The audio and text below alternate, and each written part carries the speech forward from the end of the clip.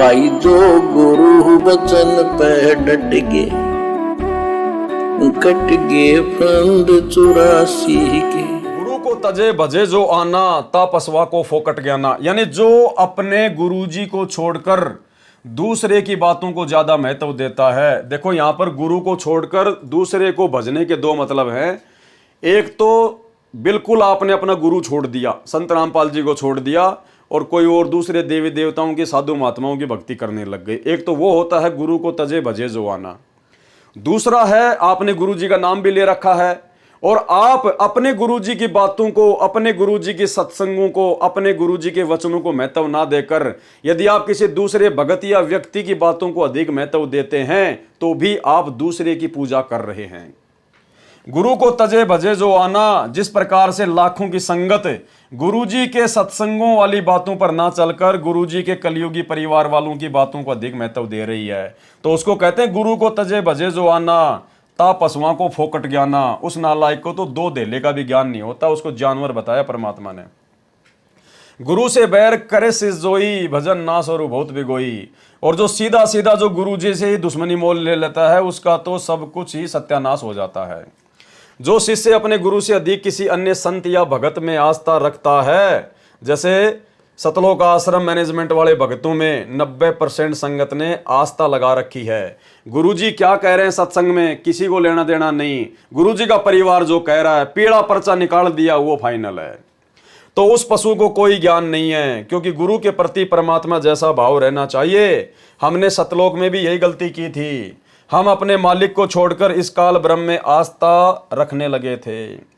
भाई सतलोक में हमारा नीचे गिरने का कारण क्या था? वहां भी हमें गुरुजी का बेटा ही लेकर डूबा। गुरुजी का परिवार जो मुख्य परिवार था, जिसमें 16 उनके पुत्र हैं, जो वहां की सृष्टि का संचालन करते हैं, सहयोग करते हैं। तो सतलोक से नीचे गिरने का कारण भी गुरुजी का बेटा, क्योंकि गुरुजी का बेटा है ये काल सबसे छोटा। इसी के चक्कर में आके हम नीचे गिरे। और यहां भी जब हमारा वापस जाने का समय आ गया, परमात्मा आ गए, तो वही गुरुजी का बेटा बेटी, वही गुरुजी का परिवार आज हमारे टांग खींच रहे हैं, काल एजेंट बनकर हमारे से सारे उल्टे काम करवा रहे हैं।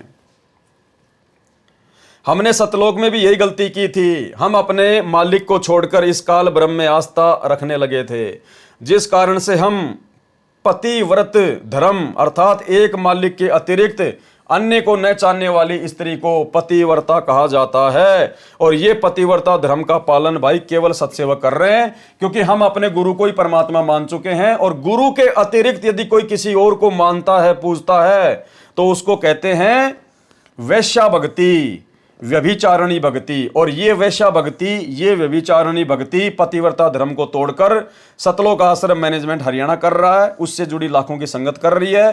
क्योंकि पतिव्रता वो है जो केवल एक को पूजे, गुरु को तजे भजे जो आना, था पशुओं को फोकट ज्ञाना।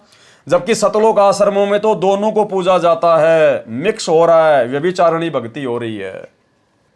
जिस कारण से हम पतिव्रता धर्म, एक मालिक के अतिरिक्त अन्य को न चाहने वाली स्त्री को पतिव्रता कहा जाता है, उससे गिर गए और परमेश्वर जी ने हमारे को दिल से त्याग दिया और हम इस गंदे लोक में आ गिरे। इसी प्रकार गुरुजी से अधिक किसी को स्थान अपने हृदय में ना दें, गुरुजी के अतिरिक्त इसी प्रकार गुरुजी से अधिक किसी को स्थान अपने हृदय में ना दें।